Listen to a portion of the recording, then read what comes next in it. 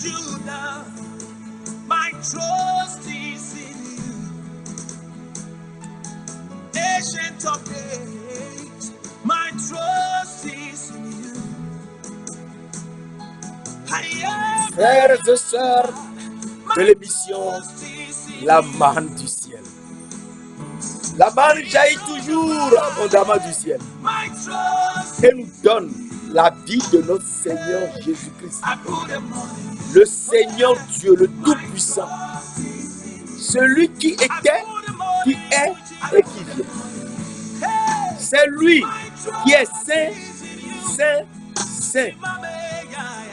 Et il est venu jusqu'à nous sur la terre pour nous sortir des ténèbres, pour nous sortir des embûches dans lesquelles nous nous sommes plongés nous-mêmes et nous amener dans les cieux des cieux. Cette émission est présentée par le serviteur Jules Komla Sossou de l'église missionnaire Philadelphie de Christ à Lomé, au Togo. Et nous sommes tellement contents de partager avec toi le thème Christ.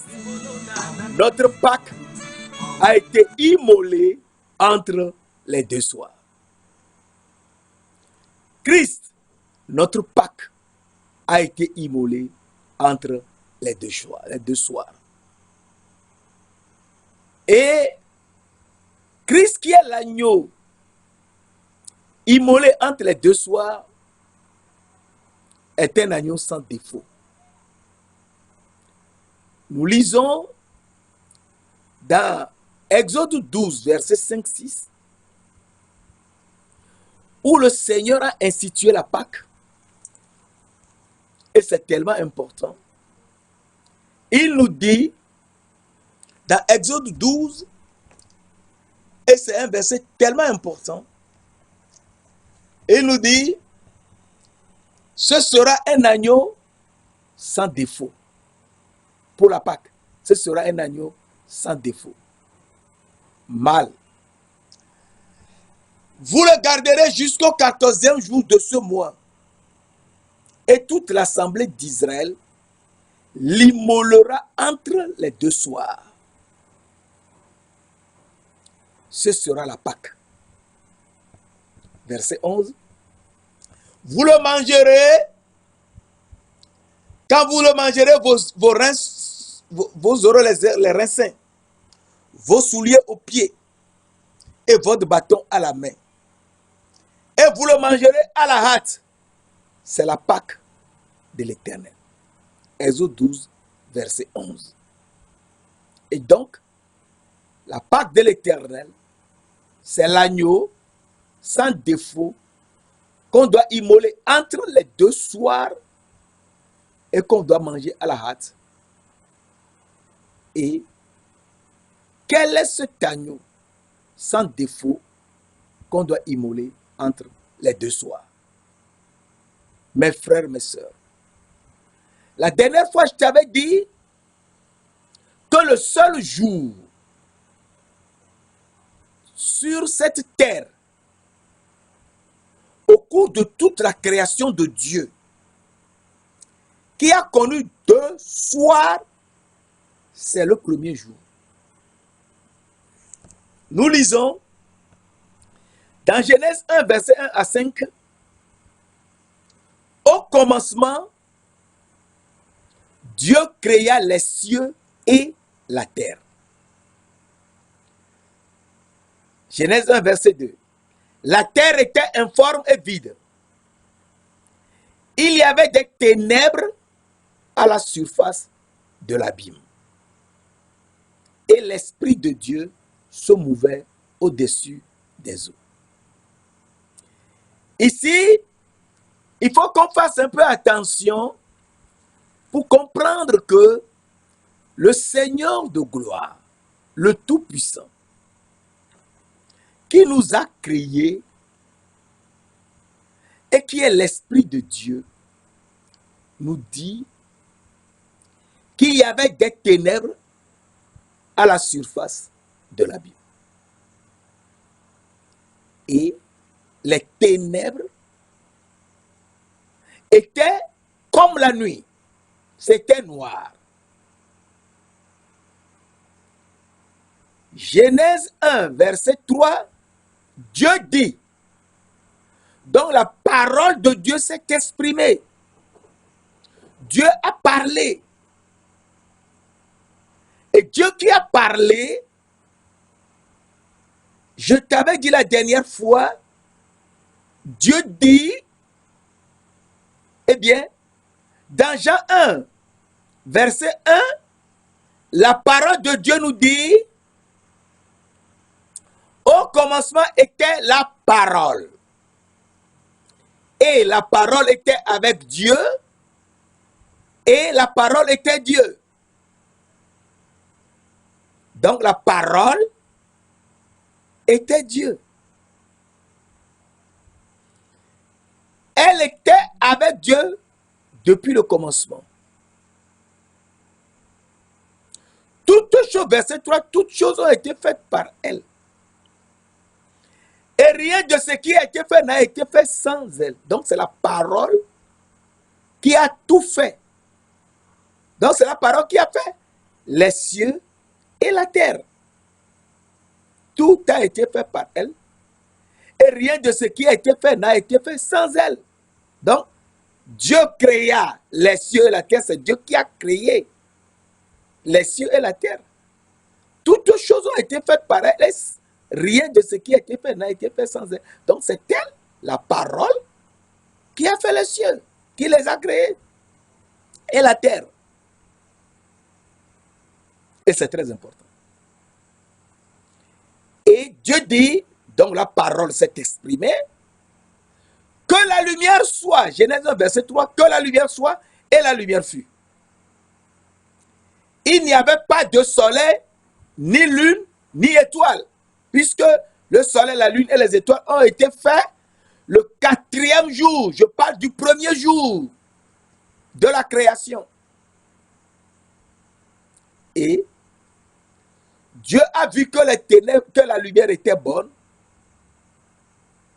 et il sépara la lumière d'avec les ténèbres. Dieu appela la lumière jour, et il appela les ténèbres nuit. Ce fut le premier jour. Il y eut un soir et il y eut un matin. Ce fut le premier jour. Dans le premier jour, il y a d'abord eu les ténèbres qui étaient la nuit. Il y a eu ensuite la lumière. Et enfin, les ténèbres. Donc, à la création, le premier jour, il y a eu 2 nuits, les premières ténèbres, ensuite la lumière, et enfin les ténèbres. Donc, les 2 ténèbres étaient 2 soirs, et le jour de lumière, c'est un jour. Et donc, Jésus-Christ, qui est la parole de Dieu, est venu sur la terre. Jean 1, verset 14.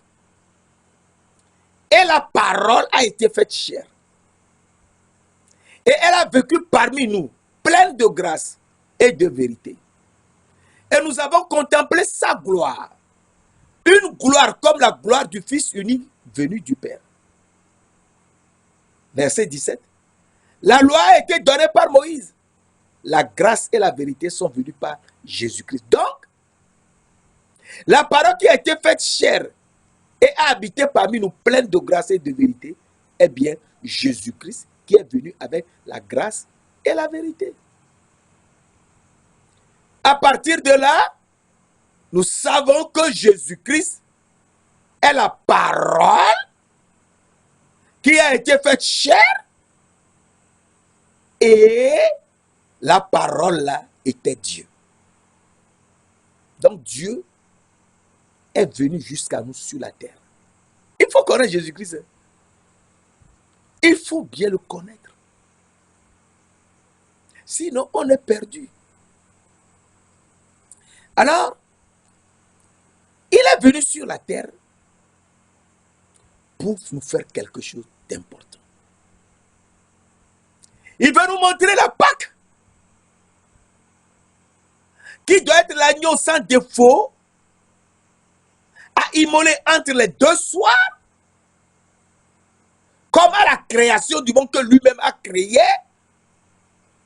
eh bien, Jésus-Christ est venu sur la terre. Et il veut que nous sachions qu'il est l'agneau de Dieu. Il est l'agneau de Dieu.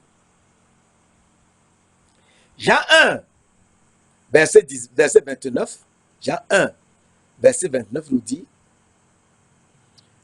Jean-Baptiste dit, voici l'agneau de Dieu qui ôte le péché du monde. Donc l'agneau de Dieu qui ôte le péché du monde est là. C'est quel agneau? Cet agneau doit être sans défaut, qu'on doit immoler entre les deux soirs. Quel est cet agneau qui est sans défaut? Eh bien, la parole de Dieu nous montre cela toujours. Et c'est pour ça, mon frère, ma soeur, je t'invite toujours à lire la parole de Dieu, suivre la parole de Dieu et écouter moins les baratins des hommes. Il faut lire la parole. Même si tu prêches, il faut lire la parole. C'est ça la prédication. Puisque tu es un serviteur et un prophète. Alors, la parole de Dieu nous dit, dans 1 Pierre 1, verset 19 à 21, mais par le sang précieux de Christ, comme d'un agneau sans défaut et sans tache, prédestiné avant la fondation du monde et manifesté à la fin des temps à cause de vous. Verset 21, qui par lui croyez en Dieu, lequel l'a ressuscité des morts et lui a donné la gloire, en sorte que votre foi et votre espérance reposent sur Dieu. Et donc, Christ est l'agneau sans défaut et sans tache. Donc, Exode 12, verset 5-6 nous dit, ce sera un agneau sans défaut. Donc l'agneau sans défaut, c'est Christ qui est l'agneau sans défaut, prédestiné avant la fondation du monde. Et manifesté à la fin des temps à cause de nous. Donc c'est à cause de nous qu'il s'est manifesté. Et c'est très important de savoir qu'il s'est manifesté pour nous. 1 Timothée 3, verset 16 nous dit, et sans contredit, le mystère de la piété est grand. Dieu Tout-Puissant a été manifesté en chair. Justifié par l'Esprit, vu des anges, prêché aux gentils, cru dans le monde, élevé dans la gloire. Dieu a été élevé dans la gloire. C'est Jésus-Christ seul qui est mort pour nous sortir de la prison le deuxième jour, qui est ressuscité le troisième jour et qui est parti au ciel. Alors, nous comprenons que Dieu, c'est Christ sans défaut qui est venu. Et Christ sans défaut, qui est un agneau sans défaut, a été immolé entre les deux soirs. Alors 1 Corinthiens 5, verset 1 Corinthiens 5, un verset très important, 1 Corinthiens 5, verset 7 et 8 nous dit, faites disparaître le vieux levain, afin que vous soyez une pâte nouvelle. Puisque vous êtes sans levain, car Christ, notre Pâque, a été immolé. Christ a été immolé. Célébrons donc la fête de la Pâque, non avec du vieux levain, qui constitue les choses que nous mangions avant, le pain et le vin, Mais avec un levain sans malice et de méchanceté. Mais avec des pains sans levain, de la pureté et de la vérité. Et donc, Christ, notre Pâque, a été immolé entre les 2 jours, les 2 soirs. Donc, Christ est notre Pâque. C'est lui notre Pâque qu'on a immolé entre les 2 soirs. Et les 2 soirs, le premier soir, ce sont les ténèbres, Genèse 1, verset 2. Le deuxième soir, c'est Genèse 1, verset 5. Dieu appela la lumière jour et les ténèbres nuit. Donc, il y eut un soir et il y eut un matin. Et donc, il y a eu, dès le commencement, le premier jour, les ténèbres qui sont des nuits, ensuite la lumière, et enfin les ténèbres qui sont encore des nuits. Donc, il y a eu 2 nuits et 1 jour de lumière. Et là, le Seigneur Jésus-Christ, comme je l'avais dit la dernière fois, veut nous montrer cela pour qu'on sache que c'est lui. Sans lui, nous ne pouvons rien faire. Alors, dans Matthieu, il nous montre quelque chose de très important dans Matthieu, que je t'avais lu la dernière fois, que je te relis encore, et nous enchaînons. De Matthieu 27, verset 45-46. Depuis la 6e heure, c'est-à-dire depuis midi, jusqu'à la 9e heure, il y eut des ténèbres sur toute la terre. Donc, si on dit toute la terre, il n'y a nulle part où il y avait le soleil. Donc, ça revient encore au premier jour de la création, sur toute la terre. Donc, il y avait les ténèbres. Genèse 1, verset 2. Et vers la 9e heure, Jésus s'écria. Donc Jésus s'écria, Jésus est la parole de Dieu. Il s'écria, donc la parole s'est exprimée. La parole s'est écriée. Eli, Eli, lama sabachthani. Mon Dieu, pourquoi m'as-tu abandonné? Et ici, ce qu'il faut comprendre simplement, c'est que Jésus, qui est la parole de Dieu, à la croix, a parlé. Et lorsqu'il a parlé, la lumière est apparue. Il n'y avait pas de soleil. C'est très important. Le soleil a été fait le 4e jour. Genèse 1, verset 14 à 19. Nous parlons de Genèse 1, verset 1 à 5. Alors Jésus, à la 9e heure, c'est-à-dire à partir de 15 heures, s'est écrié d'une voix forte. Donc, il a parole, Jésus est la parole de Dieu. La parole s'est exprimée. La parole a exprimé sa volonté.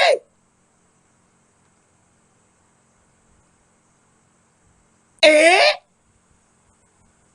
il eut la lumière. Les ténèbres étaient parties. Et Jésus est resté à la croix. Pendant un certain nombre de temps,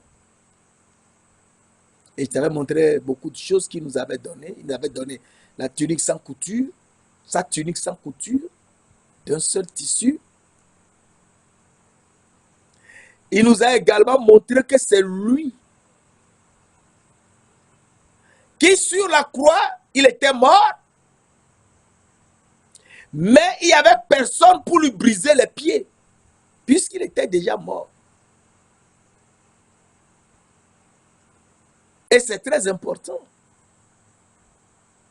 Il y avait la lumière en ce temps, et il était mort. Et dans Jean 19, verset 31 à 33, la parole de Dieu nous dit que, je te lis cela rapidement, Jean 19, qui est un verset très important, dans la crainte que le corps ne resta sur la croix pendant le sabbat, car c'était la préparation, et ce jour était un grand jour, les Juifs demandèrent à Pilate qu'on rompît les jambes au crucifié et qu'on les enleva. Verset 32, Jean 19, verset 32. Les soldats vinrent donc et ils rompirent les jambes au premier et à l'autre qui avait été crucifié avec lui. Verset 33. S'étant approché de Jésus et le voyant déjà mort, ils ne lui rompirent point les jambes. Ils ne lui rompirent pas les jambes. Pourquoi ne lui rompirent-ils pas les jambes? Tout simplement parce que c'est l'agneau sans défaut qu'on a immolé entre les deux soirs. Alors je te montre. Dans Exode 12, verset 46, 47, un verset tellement important. On mangera la Pâque dans la maison. Vous n'emporterez point de chair hors de la maison. Et vous ne briserez aucun os. Nous lisons dans Exode 12, verset 46-47. 46-47. Toute l'assemblée d'Israël fera donc la Pâque. Donc, l'agneau de Pâque, on ne lui brisera point les jambes. Oui, on ne lui brisera point les jambes. Alors, nous voyons dans Nombre 9, verset 11-12, c'est au second mois qu'ils célébreront la Pâque, le 14e jour, entre les deux soirs. Nombre 9, verset 11. Entre les deux soirs. Ils la mangeront avec des pains sans levain et des herbes amères. Verset 12. Ils n'en laisseront rien jusqu'au matin. Et ils n'en briseront aucun os. Ils la célébreront selon toutes les ordonnances de la Pâque. Donc, l'agneau de Pâque, on ne lui brisera point les jambes. Aucun os. On ne brisera aucun os à l'agneau.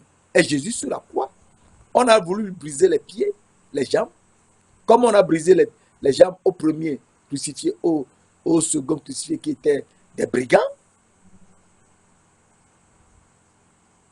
Eh bien, arrivé au niveau de Jésus, il n'a pas pu, parce qu'il était déjà mort. Mais, verset 34, mais un des soldats lui perça le côté. Et aussitôt, il sortit du sang et de l'eau. Alors, ici, c'est très important de savoir que Jésus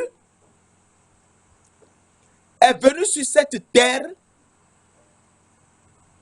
pour quelque chose de très important pour nous. Et ce quelque chose de très important, il faut qu'on le suive de manière très approfondie afin d'être mieux situé. Dans Genèse 3, verset 15, Dieu dit au serpent, je mettrai inimitié entre toi et la femme, entre ta postérité et la postérité de la femme. Celle-ci, la postérité de la femme, t'écrasera la tête. Et toi, tu lui mordras le talon. Genèse 3, verset 15. Dans la postérité de la femme, une femme seule mettre au monde un fils, c'est Marie. Et Marie est une jeune fille vierge qui va enfanter un fils. Et ce fils mangera la crème et le miel. Est-ce que tu sais ça? Je te lis cela rapidement. Ne nous pressons pas. Dans Ésaïe 7, versets 14 et 15, la parole de Dieu nous dit quelque chose de terrible. C'est pourquoi le Seigneur lui-même vous donnera un signe. Voici la jeune fille vierge enfantera, deviendra enceinte. La jeune fille vierge deviendra enceinte. Et elle enfantera un fils. Elle lui donnera le nom d'Emmanuel. Il mangera de la crème et du miel, jusqu'à ce qu'il sache rejeter le mal et choisir le bien. Il ne faut pas oublier ici que l'enfant là va manger la crème, c'est-à-dire le lait et le miel. Donc sera né dans un pays où coule le lait et le miel. Il ne faut pas oublier cela. Donc il doit être né dans le pays de Canaan. Dans ce pays de Canaan où coule le lait et le miel. C'est là qu'il doit être né. Dans le pays de Canaan. Pour sauver les Cananéens, mes frères et mes sœurs, il ne faut pas oublier. Dans Exode 3, verset 8, Exode 3, verset 8, qui est un verset tellement important que j'aimerais partager avec toi et continuer. Exode 3, verset 8, la parole de Dieu nous dit,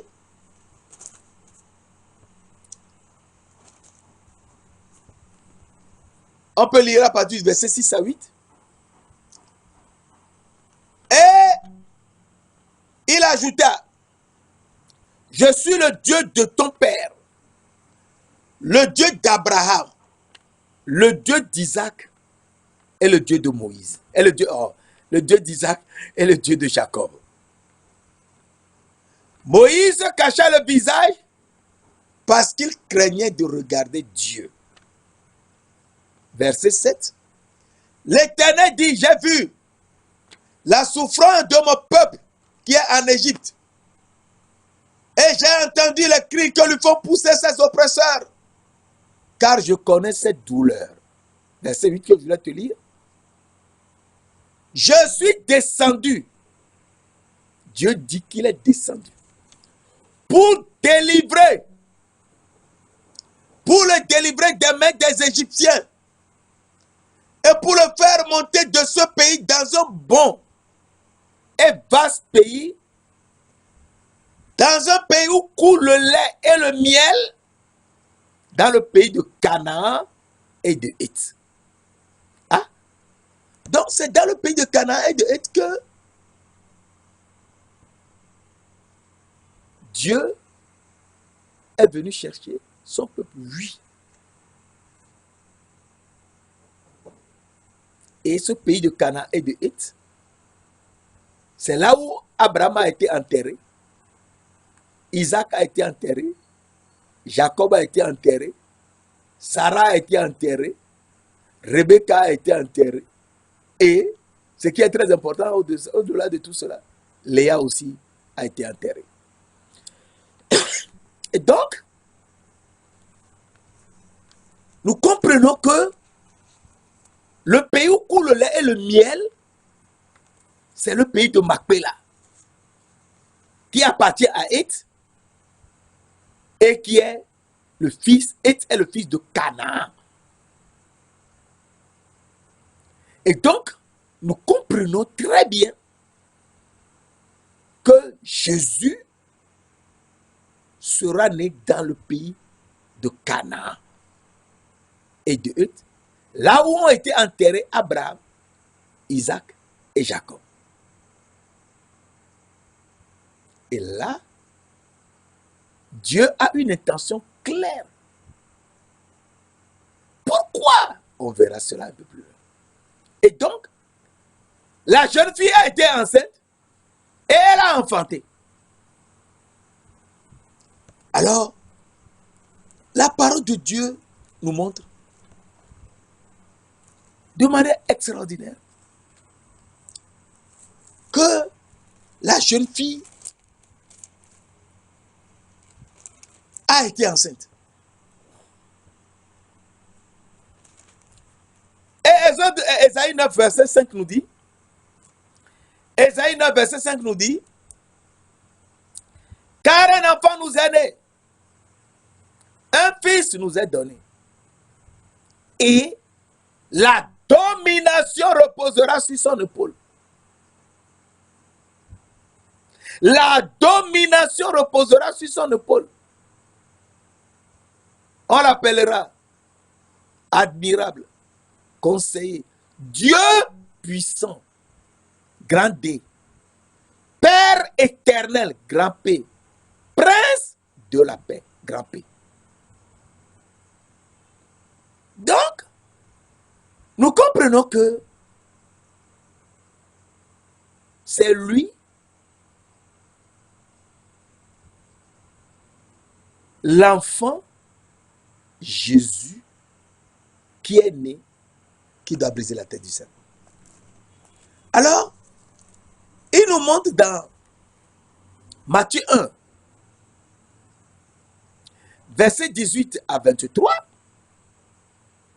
Je te situe pour que tu aies les versets, afin que tu saches comment faire les recherches. Matthieu 1, verset 18 à 23. Voici de quelle manière arriva la naissance de Jésus-Christ.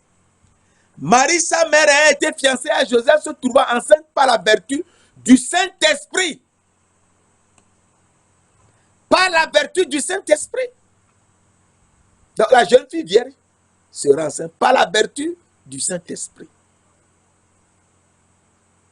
Avant qu'ils eussent habité ensemble, Joseph, son époux, qui était un homme de bien et qui ne voulait pas la diffamer, se proposa de rompre avec elle secrètement.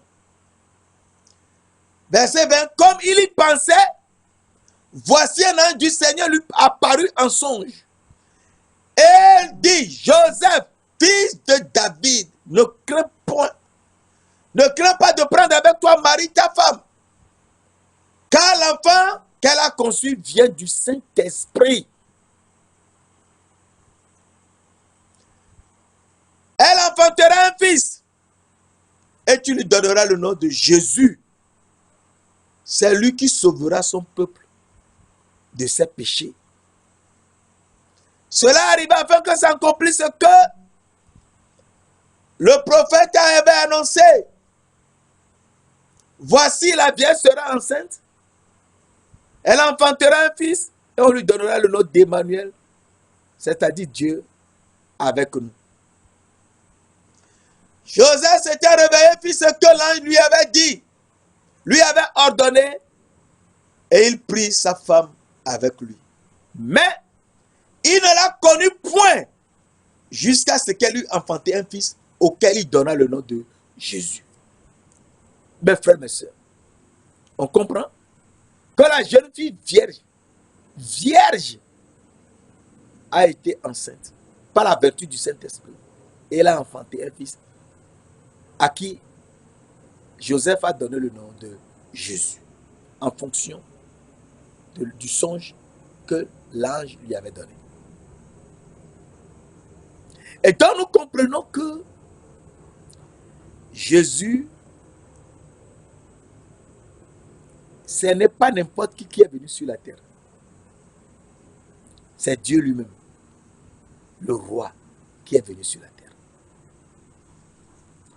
Et il faut qu'on soit réveillé. Parce que il est venu pour réaliser Genèse 3, verset 15 pour nous. La postérité de la femme seule qui enfantera donc la jeune fille vierge qui a enfanté Jésus, eh bien, la postérité de la femme brisera la tête du serpent. Briser la tête du serpent, c'est-à-dire briser sa sagesse, sa connaissance et l'intelligence de Satan. Et là, il est important que nous suivions la parole de Dieu.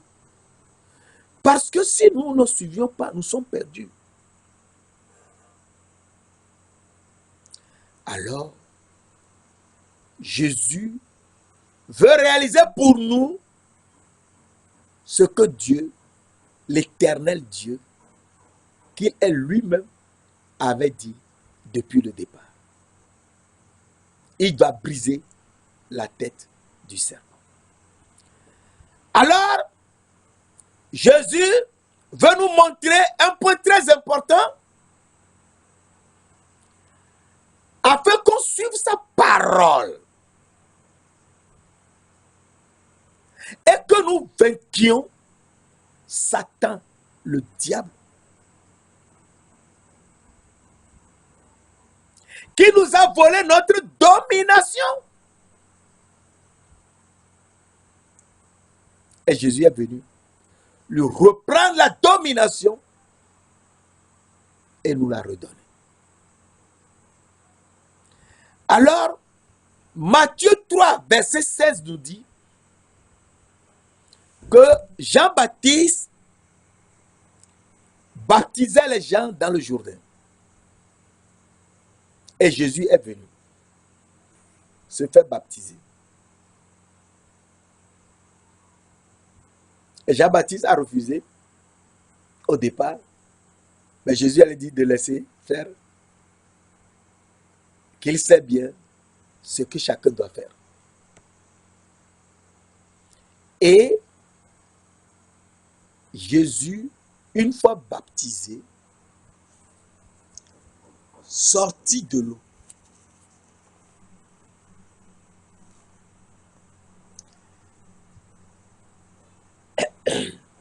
Jésus sortit de l'eau. Alors je te lis cela rapidement. Dans Matthieu 3, pardon. Dans Matthieu 3,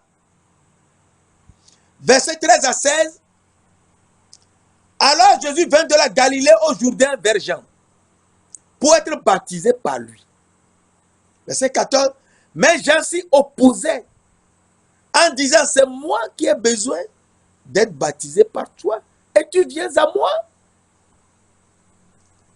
Jésus lui répondit, laisse faire maintenant, car il est convenable que nous accomplissions ainsi tout ce qui est juste. Et Jean ne lui résista point. Verset 16. Dès que Jésus eut été baptisé, verset 16 c'est très important. Matthieu 3, verset 16. Dès que Jésus eut été baptisé, il sortit de l'eau. Premièrement, il sortit de l'eau. Et voici, les cieux s'ouvrirent et l'Esprit de Dieu descendit comme une colombe sur lui. Alors, ici, il faut faire très attention, parce qu'on a dit l'Esprit de Dieu est descendu comme une colombe. Pour que qui voit? Jean-Baptiste seulement. Les autres ne voyaient pas ce qui se passait. Et donc, c'est Jean-Baptiste seul qui a vu que c'est la personne que Dieu lui avait dit, c'est lui qui est venu. Alors aujourd'hui, les gens dessinent des oiseaux partout. Il faut faire attention. Alors Jésus sortit de l'eau. Premièrement, il sortit de l'eau. Et ensuite, l'Esprit de Dieu. On n'a pas dit le Saint-Esprit. On n'a pas dit l'Esprit de vérité. On n'a pas dit l'Esprit Saint. Mais on a dit l'Esprit de Dieu. descendit sur lui. Il ne faut pas oublier, et c'est très important, que lorsque nous avions lu tout à l'heure, dans Genèse 1, verset 2, la terre était informe et vide. Genèse 1, verset 2. La terre était informe et vide. Et il y avait des ténèbres à la surface de l'abîme. Et l'Esprit de Dieu se mouvait au-dessus des eaux. Donc, il y avait l'Esprit de Dieu. L'Esprit de Dieu qui est descendu lorsque Jésus était sorti de l'eau. C'est le même Esprit qui est descendu sur Jésus. L'Esprit de Dieu qui se mouvait au-dessus des eaux. Genèse 1, verset 2. Et l'Esprit de Dieu qui a fait cela pour Jésus nous a fait quelque chose. Et ce quelque chose, nous ne devons jamais l'oublier. Parce que dans Genèse 2, verset 7, la parole de Dieu nous dit: l'Éternel Dieu forma l'homme de la poussière de la terre. Il souffla dans ses narines un souffle de vie. Et l'homme devint un être vivant. Un être vivant visible. Et donc, Dieu, l'Éternel Dieu, a formé l'homme de la poussière de la terre. Et je t'avais dit dans Proverbe 3, verset 19, la terre a été fondée par la sagesse de l'Éternel. Donc, Dieu a soufflé l'homme dans sa sagesse. Et il nous faut la sagesse de Dieu, un tout petit peu au moins, pour comprendre ce que Dieu nous dit dans sa parole. Sinon, tu vas entendre, écouter les choses des autres, crier, mais c'est pas encore ça. Il faut qu'on soit humble, nous tous. Alors, Dieu, l'Éternel Dieu, qui a formé l'homme ainsi, a soufflé dans les narines quelque chose de très important. Qu'est-ce qu'il a soufflé? Parce que l'homme était inerte sur la terre. Donc l'Esprit de Dieu a soufflé l'âme invisible dans la sagesse de Dieu. Et l'homme que Dieu créait est devenu en même temps un être vivant, visible. Donc l'Esprit de Dieu a porté l'homme qui est âme vivante, invisible, et l'a soufflé. L'Esprit de Dieu, c'est l'Esprit de vie. Et l'a soufflé dans la poussière de la terre qui a été fondée par la sagesse de Dieu. Donc, c'est l'Esprit de Dieu qui a créé l'homme. Est-ce que tu sais ça? Il est vrai que Dieu est le Père, est le Fils et est l'Esprit. Il n'y a pas de problème pour ça. Mais il faut qu'on sache comment il nous a fait. C'est très important. Donc l'Esprit de Dieu a soufflé l'âme invisible dans la poussière de la terre qui a été fondée par la sagesse de Dieu, et donc dans la sagesse de Dieu. Et Job 33, verset 4 nous dit, Job 33, verset 4 nous dit, l'Esprit de Dieu m'a créé. Le souffle du Tout-Puissant m'anime. Donc, c'est l'Esprit de Dieu qui nous a créés. C'est lui qui nous a soufflé dans la poussière de la terre Et nous sommes devenus des êtres vivants, visibles.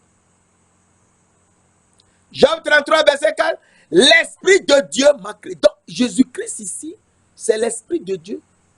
Lorsqu'il est sorti de l'eau, l'Esprit de Dieu descendit sur lui. Tout comme nous, mes frères et sœurs.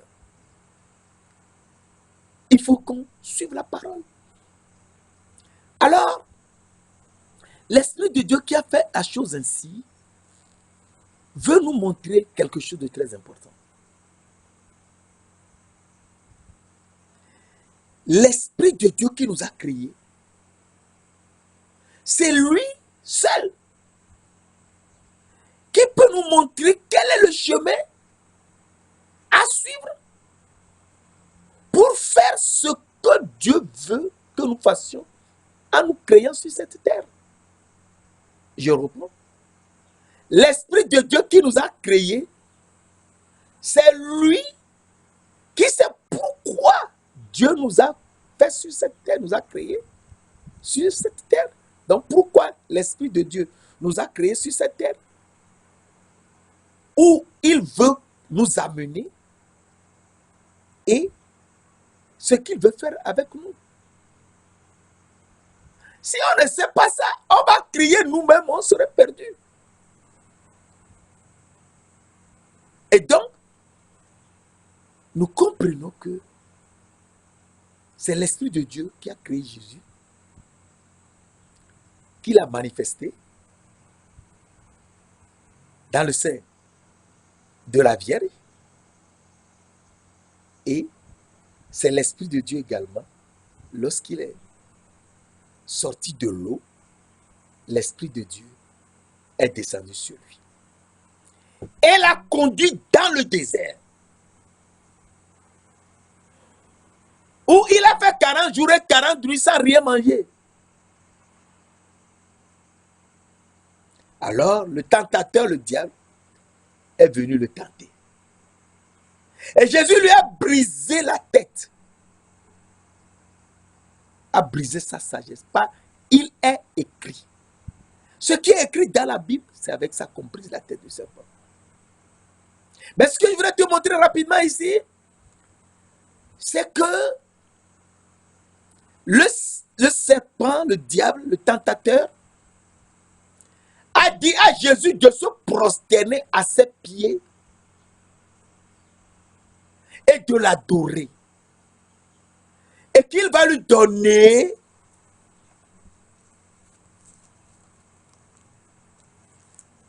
la puissance des royaumes et leur gloire. Car c'est à lui que cela a été donné. Mais ce qui est extraordinaire ici, c'est que Satan, le diable, ne connaît pas qui est Jésus. Mon frère, il faut que nous sachions qui est Jésus. Et si on saura comment être son serviteur. Le diable ne connaît pas Jésus. D'ailleurs, il ne peut pas le connaître parce que Dieu a soufflé. Et ils sont sortis. Somme 33, verset 6. Je te l'avais déjà montré. Les cieux ont été créés par la parole de l'Éternel et toute leur armée par le souffle de sa bouche. Jésus a soufflé et les milliards de chérubins sont sortis qui constituent l'armée des cieux. Ils ne l'ont jamais vu. C'est pour ça que Satan disait à Jésus, si tu es fils de Dieu, Jésus n'est pas fils de Dieu, Jésus est le fils de Dieu, le fils. Alors, nous lisons dans Luc 4, verset 5 à 8. Le diable l'ayant élevé lui montra en un instant tout le royaume de la terre et lui dit, je te donnerai toute cette puissance et la gloire de ces royaumes, car elle m'a été donnée et je la donne à qui je veux. Alors ici, Satan ne sait pas qui il parle. C'est très important. Puisque celui à qui il parle, c'est Jésus. C'est lui la parole de Dieu. Et qui a tout fait. C'est lui qui a soufflé et Satan lui est apparu. Et Jésus ne lui a jamais donné la domination. Jésus avait donné la domination à Adam. Est-ce que tu sais ça? C'est très important de savoir. Dans Somme 8, versets 5 à 7, la parole de Dieu nous dit, qu'est-ce que l'homme pour que tu te souviennes de lui? Et le Fils de l'homme pour que tu prennes garde à lui. Tu l'as fait de peu inférieur à Dieu. Tu l'as couronné de gloire et de magnificence. Verset 7. Tu lui as donné la domination sur les œuvres de tes mains. Tu as tout mis sous ses pieds. Donc, c'est Dieu avait donné à Adam la domination sur les œuvres de ses mains. Et il a tout mis sous ses pieds. Et lorsque Satan a trompé l'homme et la femme de manger l'arbre de la connaissance du bien et du mal que Dieu avait interdit en donnant un ordre de ne pas manger l'arbre de la connaissance du bien et du mal. Mais l'homme doit se laisser conduire par l'Esprit de Dieu qu'il a créé jusqu'à ce qu'il découvre l'arbre de la vie, le manger et être saint. Et étant saint, être juste.